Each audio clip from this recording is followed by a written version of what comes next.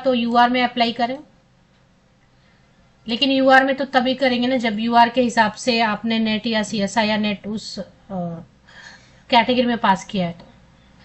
तो पहले देखेंगे फिजिक्स में टोटल 11 वैकेंसीज है, टोटल 11 वैकेंसीज है। केमिस्ट्री में 16, मैथमेटिक्स में 15, बॉटनी में 8 है, जूलॉजी में 8 है, कॉमर्स में 6 वैकेंसीज है। और कैटेगरी वाइज तो आप चेक करेंगे ही। पॉलिटिकल साइंस में 14 वैकेंसीज है, हिस्ट्री में 9, ज्योग्राफी में 9, साइकोलॉजी में 20, सोशियोलॉजी में 13, होम साइंस में 3, एंशियंट इंडियन हिस्ट्री में 2, हिंदी में 12, इंग्लिश में 17, म्यूजिक में 1, उर्दू में 4। टोटल 168 वैकेंसीज, टोटल 168 वैकेंसीज हैं जिसके लिए आप ऑनलाइन एप्लीकेशन कर सकते हैं। तो ये पोर्टल ओपन किया हुआ है, पोर्टल पे जाके आप ऑनलाइन अप्लाई करेंगे। जो भी बाहर से भी करना चाहते हैं तो बाहर के कैंडिडेट भी कर सकते हैं। गेस्ट फैकल्टी की फिलहाल वैकेंसी है जिसमें कि ये सारे सब्जेक्ट्स में से जो भी सब्जेक्ट आप अप्लाई करना चाहते हैं। देखिए गेस्ट फैकल्टी की वैकेंसी है, सबसे पहली चीज तो ये है। और इसके लिए फीस चार्ज कर रहे हैं, तो इसके लिए मैं बोल रही हूँ कि ठीक से आप समझ के अप्लाई करें, क्योंकि सीट तो किस कैटेगरी में वो चेक करना ही होता है। साथ ही साथ आपने नेट पास किया है या फिर सीएसआईआर नेट पास किया है, तो किस कैटेगरी से आपने पास किया है, उसी कैटेगरी में सीट है तभी आप अप्लाई कर सकते हैं। तो ये हमेशा ध्यान में रखना चाहिए, नहीं तो आपके पैसे तो वेस्ट हो जाएंगे ना। सपोज आपने एससी कैटेगरी से पास किया है नेट, यूजीसी नेट या फिर सीएसआईआर नेट, एससी कैटेगरी से पास किया लेकिन सीट ही नहीं है एससी कैटेगरी में, तो फिर आपको वेट करना चाहिए। ऐसी जगह अप्लाई करें जहां पे आपने जिस कैटेगरी से पास किया उस कैटेगरी में सीट आए, वरना वो पैसे वेस्ट होंगे ना। आप तो अप्लाई कर देंगे बट वो कंसिडर नहीं करेंगे। तो गेस्ट फैकल्टी की वैकेंसी जो आई है पूर्णिया यूनिवर्सिटी पूर्णिया में है। ये स्टेट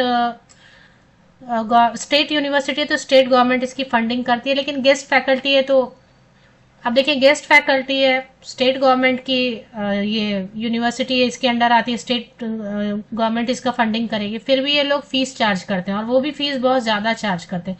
इसलिए मैं कॉन्ट्रैक्ट की जब भी वैकेंसी आती है असिस्टेंट प्रोफेसर की और फीस चार्ज करते हैं तो मैं उसकी वीडियोज नहीं बनाती हूँ, मोस्टली मैं उसको इग्नोर कर देती हूँ। लेकिन अभी ठीक है, अगर कोई किसी को अर्जेंट रिक्वायरमेंट है तो ठीक है अप्लाई करना है, तो इसके लिए 11 मंथ्स के लिए रहेगा। अगर पीएचडी है तो नेट या सीएसआईआर नेट जरूरी नहीं है, एसेंशियल नहीं है। 31 अगस्त तक ही टाइम है, अब आपके पास ज्यादा टाइम नहीं है। एज क्राइटेरिया इन्होंने अच्छी दे रखी है, अच्छी इसलिए भी दे रखी है क्योंकि अभी इनको मनी कलेक्शन भी करना रहता है सभी यूनिवर्सिटीज को। तो मास्टर डिग्री 55% या अबव मार्क्स के साथ में है संबंधित विषय में। और आपने यूजीसी नेट किया, अगर साइंस सब्जेक्ट है तो सीएसआईआर नेट चाहिए, अगर नहीं है यूजीसी नेट सीएसआईआर नेट नहीं है दोनों भी, तो पीएचडी के साथ आप अप्लाई कर सकते हैं। पीएचडी होने के केस में नेट या सीएसआईआर नेट की जरूरत नहीं है। अगर सेट या स्लेट है तो फिर आप उसके बेसिस पे भी अप्लाई कर सकते हैं। सेट मतलब बिहार का सेट या स्लेट आपने संबंधित विषय में पास किया हुआ है तो तब भी आप अप्लाई कर सकते हैं।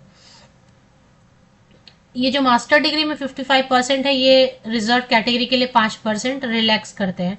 एज की क्राइटेरिया बहुत अच्छी है, 33 से 55 साल तक के कैंडिडेट अप्लाई कर सकते हैं। 23 टू 55 ईयर्स तक के कैंडिडेट जिनके पास नेट है या फिर सीएसआईआर नेट है या फिर दोनों भी नहीं है, तो बिहार का सेट या स्लेट है, वो भी नहीं है तो पीएचडी है, तो आप अप्लाई कर सकते हैं। Master degree PG concern subject संबंधित विषय में 55% या अधिक मार्क्स होने चाहिए।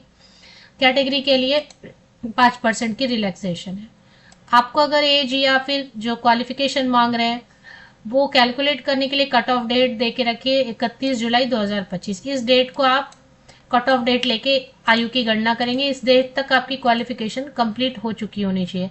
प्योरली टेम्पोररी बेसिस 11 महीने के लिए 1500 रुपीज पर लेक्चर देंगे। और क्या होता है कि कभी बहुत पीक टाइम है जब काफी सिलेबस कवर करने के लिए, काफी पोर्शन कवर करने के लिए, तो आपको ज्यादा नंबर ऑफ लेक्चर्स मिलते हैं, तो ऐसे कैसे